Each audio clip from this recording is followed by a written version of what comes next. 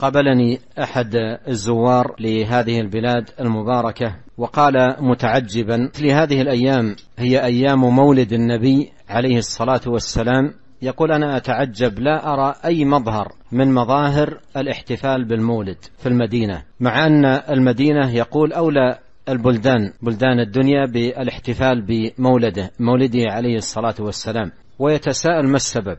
قلت له: لو أنك عرفت السبب لزال عن قلبك العجب. السبب واحد. قال: ما هو؟ قلت: لأنهم يحبون النبي عليه الصلاة والسلام، ولأجل هذا لا يحتفلون بالمولد. قال: عجب.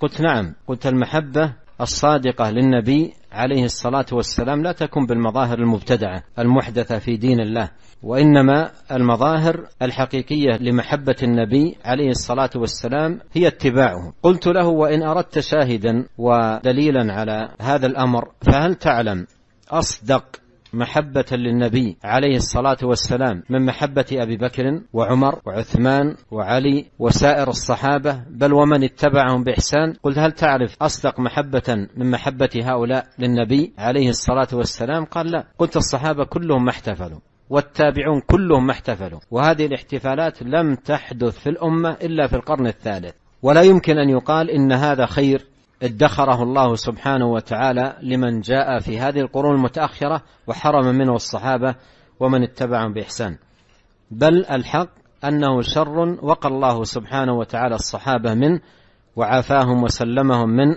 الوقوع فيه، وابتلى به من جاء بعدهم، وإلا لو كان خيرا لسبقونا إليه، إذ هم السباقون لكل خير.